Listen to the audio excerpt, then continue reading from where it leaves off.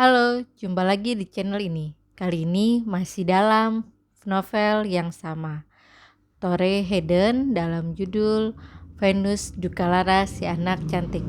Kali ini kita akan bacakan bab 7 berjudul Boneka dalam Selimut. Mari kita baca. Esok paginya, Venus tidak masuk sekolah. Pada waktu istirahat, aku turun ke kantor untuk menelpon rumahnya. Halo, jawab sebuah suara mengantuk. Tidak begitu jelas. Aku memberitahu siapa aku dan mengapa aku menelpon. Apakah Venus ada? Hah? Apa? Tahu tuh. Suara di ujung lain menjawab. Lalu hubungan terputus. Aku memutar nomor itu lagi dan lagi suara mengantuk yang sama. Aku tidak tahu apakah itu suara pria atau wanita. Wanita, kukira, tetapi bukan Wanda. Sekali lagi aku menjelaskan bahwa aku guru Venus dan aku khawatir karena Venus tidak masuk sekolah. Kukatakan bahwa kami berselisih paham pada hari sebelumnya. Dan aku khawatir Venus mungkin masih marah. Ini Ibu Venus, tanyaku. Orang di ujung telepon menyahut tidak jelas. Mungkin mabuk. Bagaimanapun aku tidak mendapat keterangan apa-apa. Akhirnya aku memutuskan untuk mengunjungi rumah Venus sepulang sekolah. Biasanya sebelum aku berkunjung ke rumah siswa, selalu ada pemberitahuan terlebih dahulu kepada orang tuanya. Tetapi aku sangat khawatir telah membiarkannya pergi dari lingkungan sekolah dalam keadaan seperti kemarin. Dan aku ingin melihat sendiri bahwa Venus baik-baik saja. Lebih jauh, aku ingin menjelaskan sejelas-jelasnya kepada siapapun yang bertanggung jawab di rumahnya bahwa Venus harus pergi ke sekolah kecuali kalau dia sedang sakit. Ini bukan pilihan yang bisa diambil Venus atau Wanda. Hukumlah yang menyatakan demikian. Julie menyertaiku. Venus dan keluarganya tinggal sekitar 5 blok dari sekolah. Di salah satu pinggir jalan yang jorok di antara jalan kereta api dan pabrik pengepakan daging. Meskipun daerah itu sekarang dikenal sebagai tempat kejahatan dan narkoba, seabad lalu ketika kota baru berdiri, di sana dibangun trotoar dan jalan-jalan lebar yang ditanami pohon. Sudah lama pohon-pohon elem ditebang, hampir karena terserang penyakit. Sementara tanaman kapas berkembang subur, tumbuh tinggi, menaungi trotoar yang rusak, dan seludara itu dengan bayangan yang pekat. Kebanyakan rumah dibangun pada masa di antara dua perang dunia. Tak satu pun di antara rumah-rumah itu berukuran besar, tetapi kebanyakan memiliki beranda dan halaman yang luas. Namun kini beranda-beranda itu rusak dan tidak dicat. Banyak rumah memiliki jendela yang tertutup papan. Dan halaman-halamannya yang tidak tersiram dan terlalu suram diteduhi pohon-pohon yang besar. Sebagian besar sudah menjadi tanah tak terawat. Tempat tinggal Venus bukan sebuah rumah, melainkan trailer di sebuah tanah kosong. Trailer itu sudah tua dan ditanam permanen di atas fondasi beton. Pintu depannya terbuka dan seorang pria duduk di ambangnya. Aku memarkir mobil dan keluar. Pria itu bertubuh kecil dan kurus. Barangkali 2 atau 8 cm lebih pendek dariku. Rambutnya berwarna tidak jelas, antara pirang gelap dan coklat. Dan agak ikal, nyaris keriting. Seakan-akan dia tidak pernah menyisirnya setiap bangun tidur. Bulu janggutnya lebat dan dadanya yang berambut tampak melalui kemeja yang tidak dikancingkan. Dia duduk, mengisap rokok dan memperhatikan kami berjalan mendekat. Halo, aku guru Venus dari sekolah. Oh, hai, katanya dengan gaya ceriwis yang membuatku sangat bersyukur ada Julie bersamaku. Venus ada. Dia berpikir sejenak.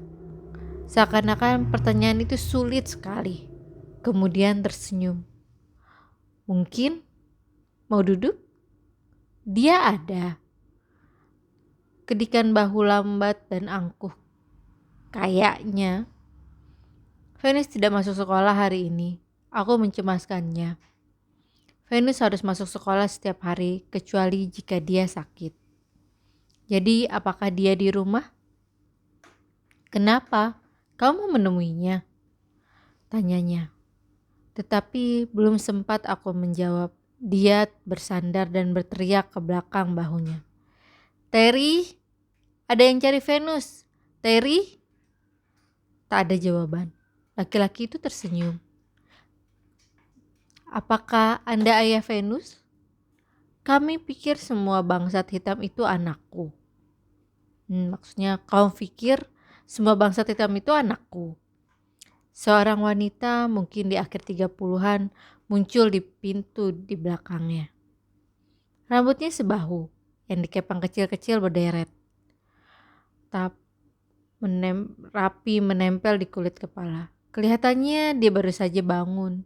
Padahal saat ini sudah jam 3:30. Dia mengerjap menahan sinar matahari akhir musim panas. Siapa Anda? Aku menjelaskan lagi siapa aku dan mengapa aku datang. Ah, sialan, kata wanita itu lelah. Wanda? Dia berteriak ke belakang bahunya. Wanda, ngapain saja kamu tadi? Kamu gak bawa Venus sekolah lagi? Wanda datang dan berdiri di pintu. Wanita itu berbalik. Apa yang kamu kerjakan? Dasar bodoh. Mengapa kamu tidak membawanya ke sekolah? Anak cantik, kata Wanda, tersenyum lembut. Ya, anak cantik kepalamu. Kenapa kamu gak bawa Venus ke sekolah? Dia gak mau sekolah, saut Wanda dengan sedih. Tapi dia harus sekolah. Dasar idiot. Berapa kali kamu harus diberitahu? Dasar anak gak ada guna. Wanita itu mengangkat tangannya seperti hendak memukul Wanda. Tetapi tidak dilakukannya. Wanda segera menyingkir. Wanita itu memandangku kembali. Maaf, ini tidak akan terjadi lagi. Anda Ibu Venus. Ya, dia mengusap rambutnya. Mendorong kepangnya ke belakang. Wanita yang bisa dikatakan cantik, tapi tampak lelah.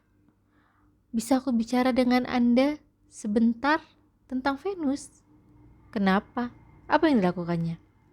Dia tidak melakukan apa-apa. Aku hanya bertanya-tanya, bisakah kita mengobrol sebentar? Aku berharap Anda bisa bercerita sedikit tentang latar belakangnya. Wanita itu menggosok wajahnya dengan kebosanan yang tampak jelas dan melangkah mundur. Ya, masuklah kalau kau mau. Aku melangkah hati-hati melalui pria tadi yang masih duduk di depan pintu. Julie yang mengenakan bawahan rok segera merapatkannya ke kaki ketika dia lewat, sambil terminggir-minggir. Lelaki itu menyeringai kepada kami. Di dalam ada 2 gadis remaja dan seorang anak laki-laki duduk di depan TV. Lebih ke dalam tampak sebuah meja dengan kursi di setiap sisinya. Wanda duduk di salah satunya. Dia tidak melakukan apa-apa kecuali memandangi tangannya. Menyingkirlah kalian semua, kata wanita itu. Matikan TV itu sialan. Aku sudah suruh matikan sejam lalu. Diam jalang, saut si anak laki-laki. Usianya kira-kira 2 atau 13. Wanita itu mengangkat kakinya dan menendang kaki anak itu tanpa ragu-ragu. Pergi sana. Anak laki-laki itu menggerutu marah, bangkit, dan pergi keluar. Terry, pria di luar memanggil dari abang pintu. Ambilkan bir, lagi sekalian kamu ke dalam. Ambil sendiri, sahut si wanita. Frankie, hai Frankie, ambilkan aku bir. Aku tidak tahu mana yang bernama Frankie karena tak ada tanggapan dari siapapun di ruangan itu. Wanda, dia memanggil lagi. Wanda, ambilkan aku bir. Terhuyung-huyung bangkit dari kursinya, Wanda berjalan ke kulkas. Dia menarik pintu kulkas begitu keras sehingga kaleng-kaleng bir berjatuhan keluar dan melinding di lantai. Terry memakinya, begitu juga pria itu. Menarik napas tak berdaya, Terry mengenyakkan diri di sofa. Dia memberi isyarat kepada Julie dan aku agar duduk. Tolong, jangan bilang kalian datang karena ada masalah, katanya dengan lelah. Karena gak ada yang bisa kulakukan. Aku sudah punya banyak terlalu masalah. Kalian bisa tahu hanya dengan melihat sekeliling. Jadi, tolong, jangan bilang kalian kesini membawa masalah. Aku bisa merasakan bahwa dia mengatakan kebenaran, bahwa dia benar-benar tidak punya sumber daya untuk mengatasi banyak masalah. Aku bersimpati kepadanya. Venus ada di rumah, tanyaku. Tahu, saut Terry. Dia benar-benar lelah. Digosoknya lagi wajahnya dengan tangannya. Bisakah kita cari dia? Tanya aku. Aku ingin bertemu Venus. Terry mengangkat kepalanya dan memandang ke sekeliling trailer. Seakan-akan dia telah luput melihat anak itu. Kemudian dia menoleh kembali kepada Wanda. Wanda, Venus mana? Wanda bangkit dari kursinya lambat-lambat dan berjalan ke koridor. Dan masuk ke salah satu kamar di belakang trailer. Beberapa saat lalu dalam keheningan penuh harap, Julie dan aku mengulurkan leher melihat ke arah Wanda menghilang. Terry membungkuk dan mengambil sebatang rokok dari bungkusannya di atas meja. Dia menyalakannya dan mengisapnya lambat-lambat dan panjang, lalu mengeluarkan desahan lega. Wanda sempoyongan keluar dari kamar belakang membawa sesuatu. Ketika dia mendekat, aku bisa melihat benda yang dibawanya adalah boneka terbungkus dalam selimut bayi. Boneka itu sudah memakai baju bayi bekas. Wanda tersenyum malu-malu kepadaku dan memeluk bonekanya. Anak cantik, katanya dan tersenyum lagi. Wanda, teriak Terry ketika dia melihat boneka itu. Venus, dasar bego. Aku suruh kau panggil Venus, bukan boneka sialan itu. Tetapi Wanda tidak pernah memanggilkan Venus. Bahkan kami sama sekali tidak berhasil bertemu Venus. Wanda malah menyingkir pergi dengan bonekanya ke bagian lain trailer dan tidak kembali lagi. Sementara pikiranku teralihkan menyadari bahwa Wanda membutuhkan intervensi sama banyak dengan Venus. Venus datang hari berikutnya, seakan-akan tidak pernah terjadi apa-apa. Jadi, aku memutuskan untuk meneruskan usahaku yang terhenti. Sebelum bel masuk, aku menata ulang perabotan kelas, membuat semacam ruang kecil yang terisolasi. Dengan demikian, aku bisa bekerja sendiri bersama Venus tanpa gangguan terus-menerus dari anak-anak lain. Siang itu telah menyibukkan anak-anak laki-laki dengan map mereka dan menyerahkan kelas penuhnya kepada Julie. Aku membawa Venus mengitari lemari dokumen dan masuk ke ruang kecilku. Aku telah menambahkan sebuah meja kecil dan 2 kursi. Aku mendudukkannya di salah satu kursi dan meletakkan satu kursi lagi di seberangnya. Aku pun duduk.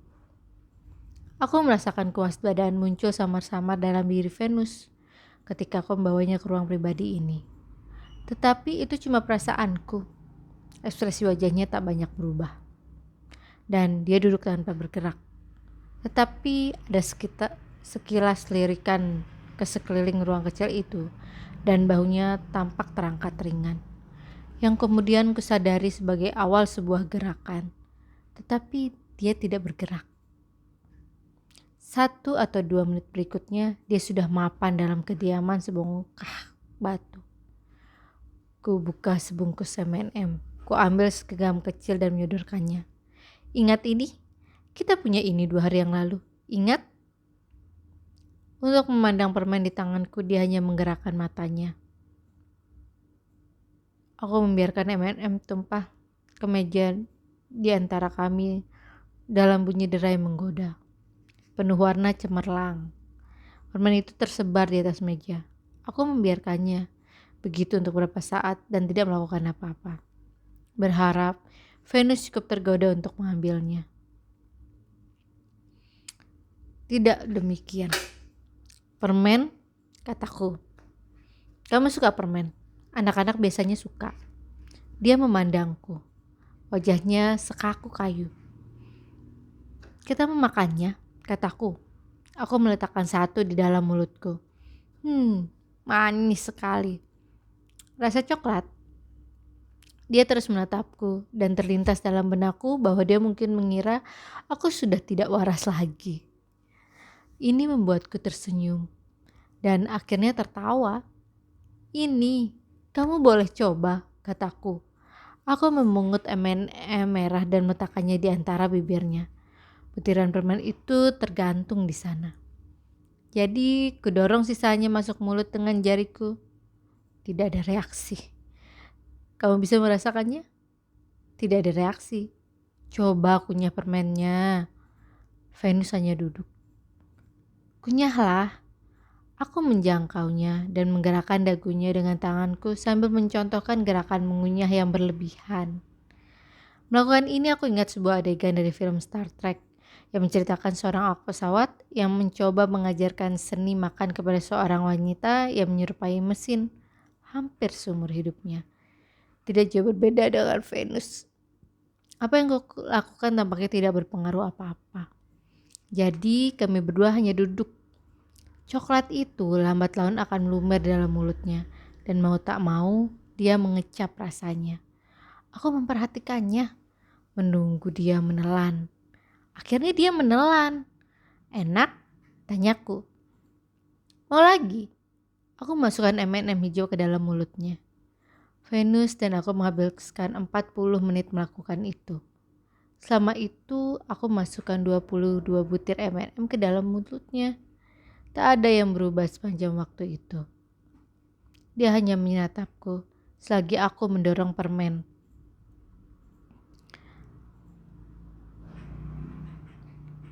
Dia tidak pernah menunduk untuk memandang permen.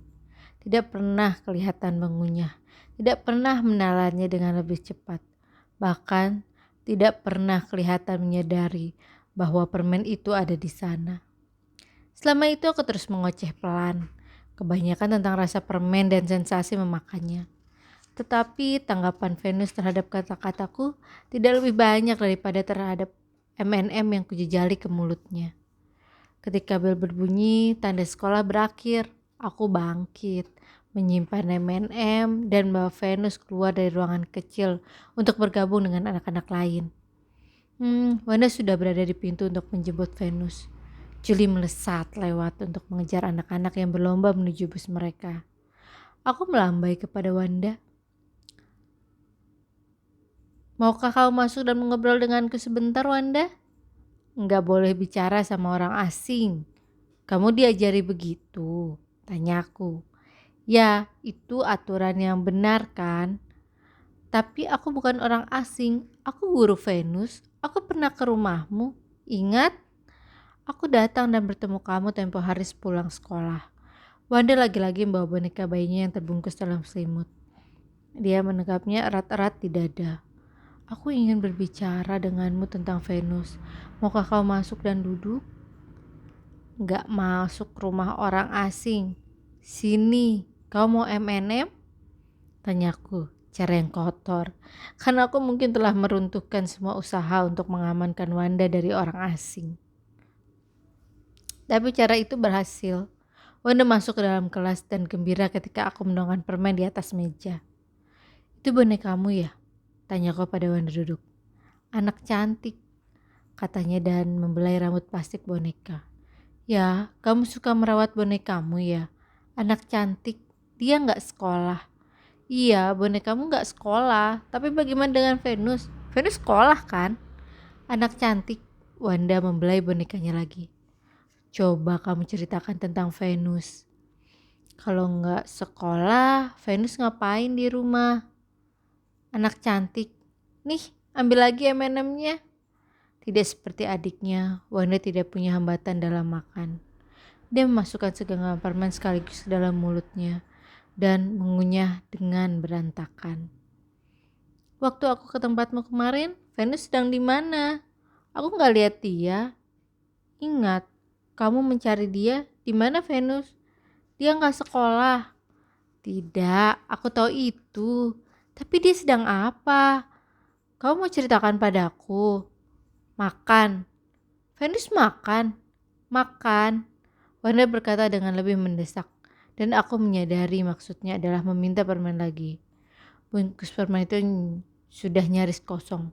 Aku menuangkan sisanya di meja. Wanda memungutnya dengan kedua tangan. Aku memandang Venus di belakangnya, berdiri di ambang pintu. Dia tidak memperhatikan kami. Dia hanya menatap kehampaan.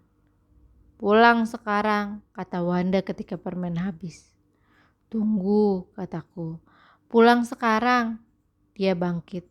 Anak cantik, pulang. Anak cantik. Dia memanggil Venus sebelum aku menahannya. Dia sudah sampai di pintu dan keluar dengan Venus di depannya. Baru setelah dia pergi, aku mendapati boneka dalam selimutnya terlupakan di lantai. Sekian bab 7 ini. Sampai jumpa di bab 8.